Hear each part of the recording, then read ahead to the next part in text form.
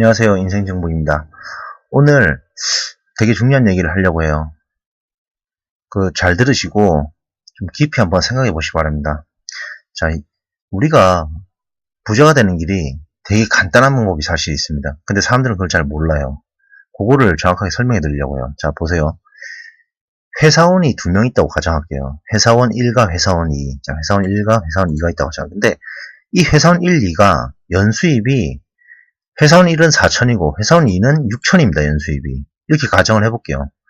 현재 지금 우리나라에서 회사원들이 평균 벌어들이는 수입이 대충 이 정도 또는 이 정도 왔다 갔다 하실 거예요. 보통. 자, 이렇게 있다고 가정하는데 이게 얼핏 생각하면 4천에서 6천. 회사원 1이라고 내가 가정해볼게요. 회사원 2를 봤을 때 2천 더 버니까 좀 더 버네. 이렇게 생각할 수 있죠. 그렇죠. 뭐 1, 2천 더 버는 거.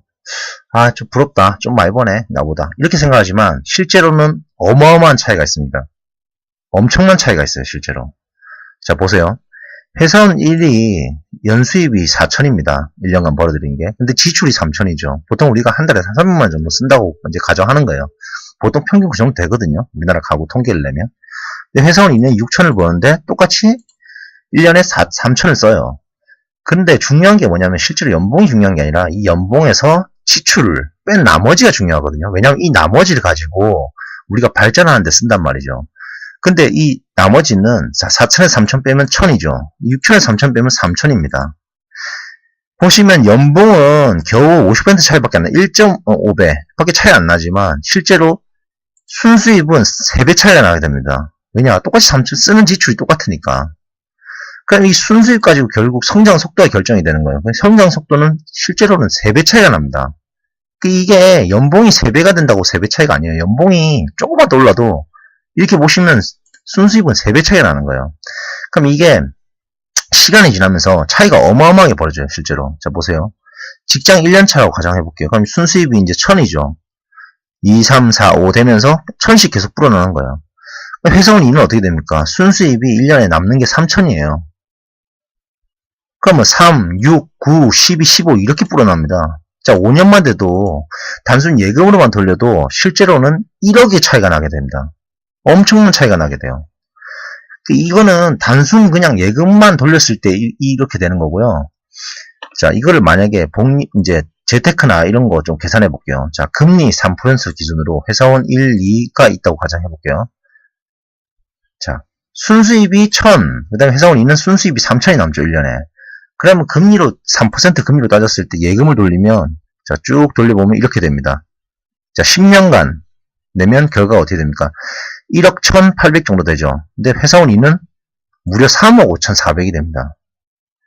여기서 보시면은, 자, 나보다 조금 2천만원, 1년에 2천만원 더 버네? 좀 부럽다. 뭐, 이 정도 느낌이죠. 근데 실제로는 어떻게 됩니까? 현실 세계는 이래요. 현실 세계는 1억 1000이랑 3억 5천, 10년 뒤에는 이렇게까지 벌어진다는 거예요. 자, 근데 여기서 만약에 회사원 2가 투자까지 잘한다. 이렇게 가정을 해볼게요. 이 사람이 투자까지 이제 좀 관심이 있어서 좀 성과도 나오고 잘해. 그럼 이 3000이 어떻게 되는 줄 아십니까? 자, 보세요. 첫 해니까, 입사 첫 해니까 6천 중에 지출 3000 빼고 3000 이게 남죠, 대충. 금리 해가지고. 자, 2년 차도 비슷해요, 회사원이랑. 근데 3년 차에 이 사람이 이제 한 9천 정도 모였어요. 그래서 이 9천 가지고 그걸 삽니다. 오피스텔을 산다고 가정해 볼게요. 자, 이때 회사원 1은 어떻게 됩니까? 이 1000만원 밖에 1년에 남는 게 없기 때문에 3년째 지나도 3000만원 밖에 없어요. 모은 돈이. 그러니까 오피스텔을 못 사요, 이 사람. 물론 대출받아 사면 되지만 일단은 못 산다고 가정해 볼게요, 그냥. 자, 이 사람 대출 없이 오피스텔 샀어요. 회사원 2가. 자기 이제 투자에 관심도 있고 잘 하니까 이제. 자, 그러면 오피스텔 사면 어떻게 됩니까? 매가는 9천이고 월세 700 정도 나오죠. 그럼 회사원, 아무것도 안 하는 회사원이랑 투자를 하는 회사원이랑 비교해보면 조금 더 차이가 나죠, 이제 여기서부터. 발생하죠, 차이가. 자, 오피스텔 사서 2년차가 되면 또 이렇게 차이가 납니다. 근데 큰 차이는 아니에요. 왜냐, 투자를 이제 막 시작했으니까, 5년 정도 됐는데, 막 시작했으니까, 뭐, 아직은 그렇게 성과가 크게 안 나와. 자, 근데, 이 사람하고 비교해보세요. 회사원이랑. 그럼 차이가 꽤 크게 느껴지죠. 1억 7천에다가 이 사람은 5천밖에 안 되니까. 자, 근데 이 사람이 이제 한 3년 정도 오피스텔 해보니까 어느 정도 투자도 알겠고, 이제 경험도 있어. 회사원 2가 투자 잘한다고 좀 어느 정도 잘한다고 가정했을 때. 그래서 이 사람이 주식을 시작해요. 연수익률이 예를 들어 30% 나온다고 가정해 봅시다, 그냥. 연수익 30%면 그렇게 큰 게 아니에요, 사실. 주식을 조금만 하면, 조금만 잘해도 30% 정도는, 1년에 30% 정도는 먹거든요. 저만 해도 벌써 올해, 19년 올해 지금 이번 달, 1월 달에 10% 가까이 났습니다, 수익이. 그러면 이론적으로 따지면 1년에 120% 나야 되는데, 사실 그렇게는 안 나고, 아주 보수적으로 잡아도 뭐 한 50% 정도는 먹는단 말이죠. 근데 더 보수적으로 저는 잡을게요. 그냥 30 나온다고 가정해볼게요, 그냥.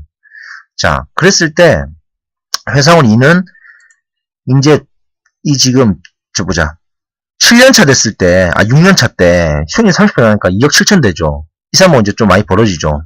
투자를 전혀 안 한 사람하고 좀 많이 벌어지죠. 자, 이게 계속 누적이 되면, 시간이 지나면 10년 뒤에는 이렇게까지 벌어집니다. 6억까지 됩니다, 이제.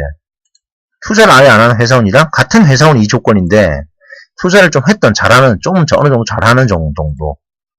2배 차이 나죠, 벌써. 자, 회사원 1이랑 비교해보세요.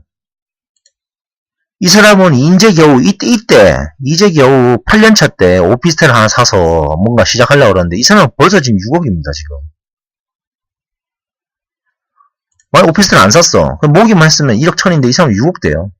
6배 차이 난다고, 실제로. 이게 뭡니까? 처음에 시작은 되게 차이가 없어 보여도 시간이 지나면 지날수록 아주 급격하게 차이가 난다는 거예요, 실제로. 자산의 어떤, 자산이 불어나는 속도가. 바로 이게 부자를 만들어주는 거거든요. 여러분들이 착각을 하시면 안 되는 게, 부자가 그냥 한 번에 크게 되고 이런 게 아니에요. 부자가 되는 가장 간단한 방법은 아주 조금씩 계속 성공시켜 나가는 거예요. 자, 그리고, 회사원 1과 2가 지금 실제 현존하는 엉뚱한 그런 예가 아니잖아요. 실제 이런 예는 얼마든지 있거든요. 회사원 2 6천 받는 이런 사람들 우리나라에 꽤 많습니다. 4천도 많죠.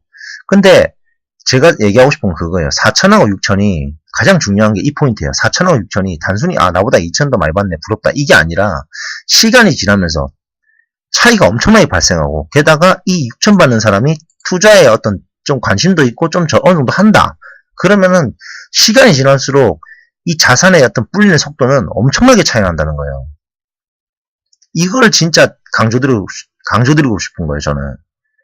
자, 보세요. 저 같은 경우 예를 들어 볼게요. 제 자산이 불려 나간 정도인데, 처음에 이제 회사 생활 처음 시작하고 사회생활 처음 시작하고 2005년에서 2006년 이 2년 정도는 하나도 자산이 안 불어. 왜냐하면 내가 가진 게 너무 없으니까.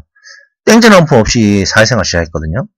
대출 좀 받아가지고 월세 살면서, 그러니까 친구 집 얹혀 살면서 진짜 힘들게 모은 거예요. 그냥 연봉이 3천이었는데 첫 해 2천만 원 모으고, 둘째 또 2천만 원 모으고, 그러니까 고작 예금 돌리고. 그러니까 2007년에는 2년 동안 열심히 모아봤자 4천만 원밖에 안 돼요. 근데 여기서 이제 투자를 성공하면서 이렇게 조금씩 계속 불어나니까 이 그래프가 이렇게 가다가 여기서 이렇게 급격하게 이렇게 늘어나죠, 제 자산이 보면. 지금 이제 한 12년 이렇게 13년 이렇게 됐는데, 보면 이제 11억 넘어가죠, 이렇게. 근데 저랑 똑같이 시작하는 사람들 중에, 저하고 연봉이 똑같다, 3천만 원 시작한 사람들 중에 지금도 대부분 전부 다 여기 머물러 있습니다. 2억 5천, 2억에서 3억. 아파트 하나 있고, 대출 있는 아파트 하나 있는, 이 정도 수준이에요. 저는 이까지 올라간 거잖아요. 자, 제가 이렇게 올라갈 수 있었던 이유는 저는 수입이 많아서 그랬던 게 아닙니다. 그러니까, 이 2번 케이스는 아니에요, 저는 사실. 1번 케이스죠, 1번 케이스. 근데 1번 케이스인데 어떻게 이렇게 급성장할 수 있었냐. 저는 1번 케이스지만 투자를 잘하는 거고, 또 1번 케이스지만 초반에 종잣돈을 모으기 위해서 이 부분을 줄인 거예요. 지출을. 그래서 내 수입에 아주 상당량을 그래도 저축을 할 수 있었던 거죠. 초반 2년 동안. 그러니까 제가 하고자 하는 얘기는 뭐냐면, 이 연봉이 중요한 게 아니라 결국 순수입이 제일 중요하고, 순수입. 얼마 남냐. 그러면 결국 뭡니까? 우리가 통제해야 되는 조건은 이 두 가지예요, 두 가지. 이 두 팩터밖에 없어요. 이걸 늘리려면 이 두 팩터를 조절해야 돼. 자, 그러면은 수입을 늘리든지 아니면 지출을 줄이든지 둘 중에 하나를 해야 한다는 거예요. 저 같은 경우는 수입이 작았으니까 3천밖에 안 됐으니까 이걸 줄인 거예요. 혼자 살면서. 결혼하기 전에. 이걸 줄여가지고 이걸 좀 늘린 거예요, 그나마. 2천만 원으로. 초반 2년 동안. 그래서 4천만 원 가지고 투자를 시작하게 된 거죠. 근데 회사원 2 같은 경우도 마찬가지예요. 이게 수입이 많아도 이게 많아져 버리면 이게 당연히 줄잖아요. 의미가 없다고. 회사원 일도 마찬가지예요. 수입이 작지만 이거를 더 줄이면은 이게 많아지는 거예요, 대신에. 결과적으로 뭡니까? 이게 제일 중요한 거예요, 이게 왜냐하면 성장 속도를 결정하거든. 그래서 제가 오늘 하는 얘기는 이 엑셀표를 제 블로그에 올릴 건데 링크를 걸어서 밑에 한번 보세요. 이거 가지고 한번 생각을 해보세요, 여러분들이. 이거 굉장히 중요한 겁니다. 왜냐하면 이게 가장 쉽게 부자 되는 방법이에요, 사실은. 자, 보세요. 이게 별거 아닌 것 같지만 이제 시간이 지나면서 어떻게 뿌냐면요. 5년 더 지나볼게요. 5년. 여기서 5년 더 지나도 가정해볼게요. 자, 보십시오. 차이가 얼마나 벌어지는지. 자, 15년이 됐어요. 처음 사회생활 시작한 지 15년이 됐어요. 회사원 1이랑 회사원 2, 단순 회사원 2랑 투자자라는 회사원 2. 이게 15년 뒤에는 1억 9천, 5억 7천, 22억이 됩니다. 그러니까 처음에는 별 볼 일 없이 보여도 시간이 지나면서 이렇게까지 차이가 많이 나집니다. 이 보세요. 이 그래프를 보세요. 이렇게 난 증가하지만 대부분 이렇게 증가한다고. 자, 그러니까 중요한 게 뭐냐면 순수입을 늘리면서 투자를 잘하면 진짜 최고입니다. 그렇게 되면 완전 베스트예요. 정말 시간이 지나면서 계속 불어요. 자산이. 진짜 막 감당할 수 없을 정도로 불 거예요, 아마.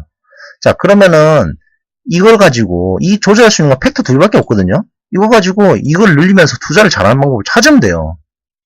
가장 쉽게 부자 되는 방법이죠, 그게. 급하게 부자 될 필요는 없잖아요, 우리가. 어차피 사회생활 오래 할 거니까. 그러면 시간이 지나면서 다 해결이 되는 거예요. 언젠가 부자 된다는 거예요. 제 말을 명심하시고 이걸 보고 연구를 한번 해보세요, 진짜. 깊이 생각하셔야 됩니다. 깊이 생각하고 곰곰이 생각하시다 보면 되게 단순하지만 거기 해법이 있는 거예요.